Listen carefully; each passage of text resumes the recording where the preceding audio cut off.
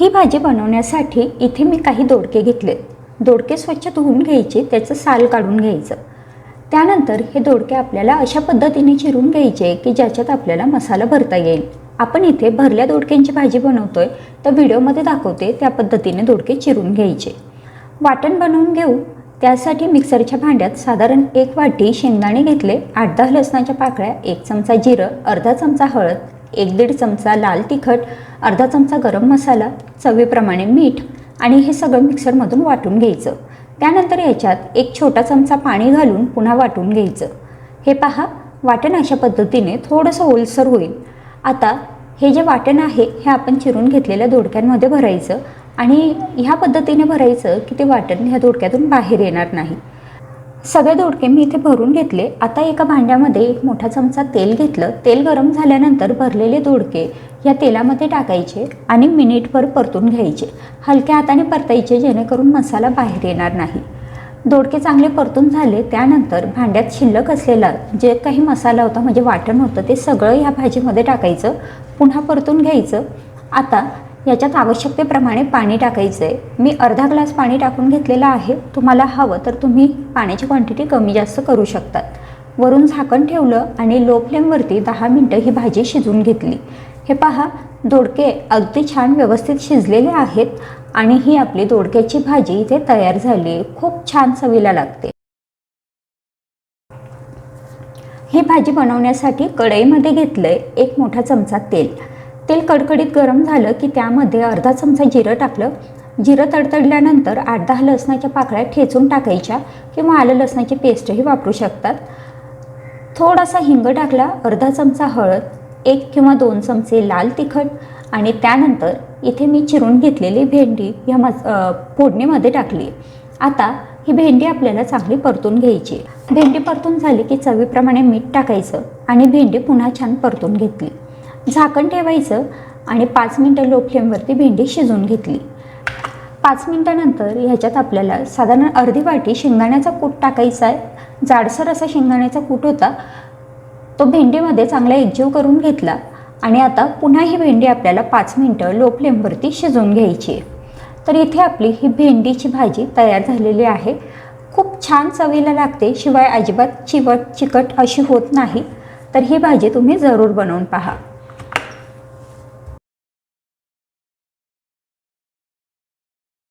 त्यासाठी एका कढईमध्ये अर्धी वाटी शेंगदाणे घेतलेत. शेंगदाणे छान खरपूस भाजून घ्यायचे.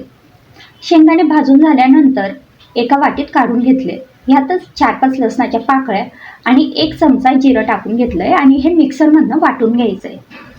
आता कढईमध्ये 1 मोठा चमचा तेल घेतलंय, त्यात चिरून घेतलेले ढेमसे टाकून घेतले. आता हे ढेमसे आपल्याला ह्या तेलामध्ये छान परतून घ्यायचे.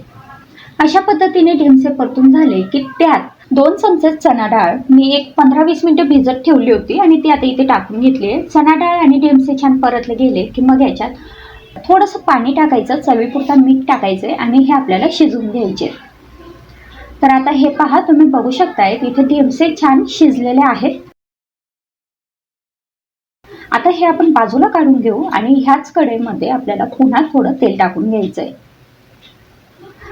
त्यानंतर याच्यात थोडंसं जिरं टाकून घ्यायचंय, अर्धा चमचा हळद, 1 ते 1.5 चमचा लाल तिखट, हे सगळं टाकून आपल्याला छान परतून घ्यायचंय. थोडासा हिंग टाकून घ्यायचा आहे. गरम मसाला इथे आपण टाकून घेणार आहोत आणि हे सगळं छान परतून घ्यायचंय. त्यानंतर याच्यात आपण जे ढेमसे शिजवून घेतले होते ते टाकायचे आणि अशा पद्धतीने एकजीव करून घ्यायचंय. आणि आता याच्यात आपण जे वाटण बनवून घेतलं होतं शेंगदाणे, लसूण आणि जिऱ्याचं, ते टाकायचं. पुन्हा अशा पद्धतीने छान एकजीव करायचंय आणि आता याच्यात आपल्याला टाकायचंय गरम पाणी. आपल्याला किती ग्रेव्ही हवी त्या अंदाजाने गरम पाणी टाकायचंय. हे पहा, इथे मी साधारण 1 ग्लास गरम पाणी टाकून घेतलेलं आहे. आता ही भाजी आपल्याला उकळू द्यायची आहे. मीठ आपण आधीच टाकलं होतं त्यामुळे नंतर मीठ टाकायची गरज नाही. आणि आता अशा पद्धतीने आपली ही ढेमशाची भाजी तयार आहे. 1 वाटी मटकीची डाळ घेतली आहे.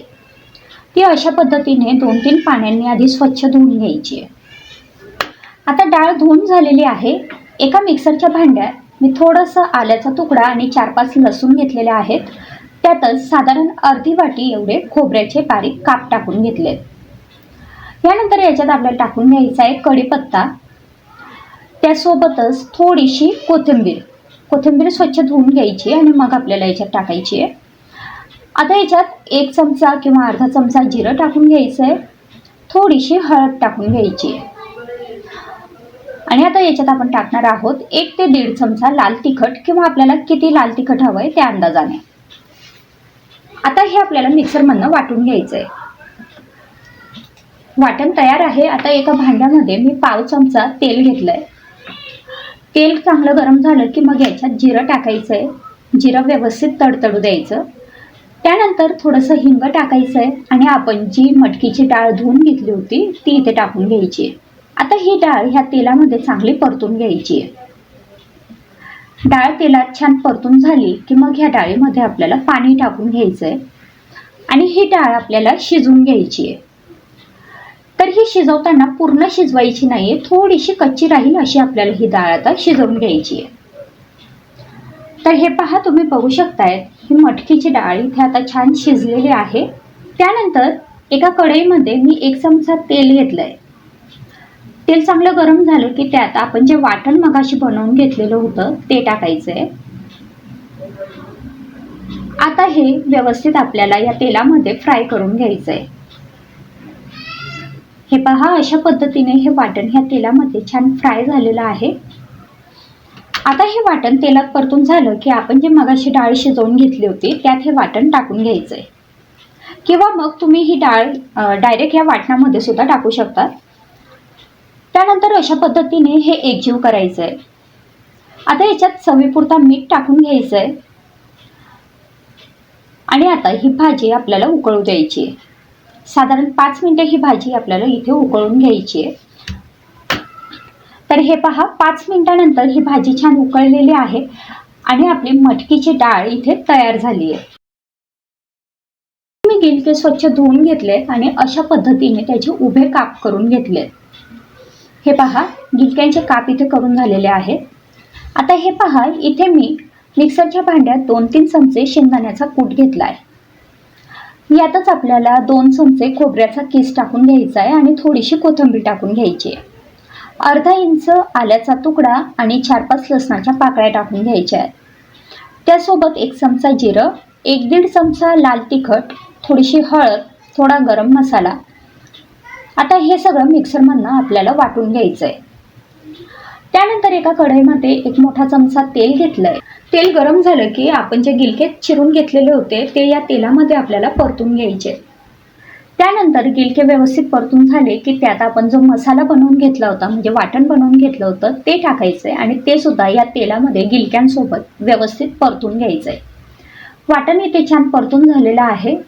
आता याच्यात आपल्याला टाकून घ्यायचंय थोडंसं गरम पाणी किंवा नॉर्मल पाणी टाकलं तरीही चालेल आणि तुम्हाला किती ग्रेव्ही हवी आहे त्या अंदाजाने पाणी टाकायचं. पण घोसाळ्यांना म्हणजेच गिलक्यांना पाणी सुटतं, त्यामुळे हे पाणी आपल्याला थोडं कमी क्वांटिटीत टाकायचंय. त्यानंतर चवीपुरता मीठ टाकायचंय आणि आपल्याला आता ही भाजी छान शिजू द्यायची आहे. एक झाकण ठेवायचं आणि एक साधारण 5 ते 7 मिनिटं किंवा गिलके शिजतील इथपर्यंत आपल्याला ही भाजी छान शिजून घ्यायची आहे.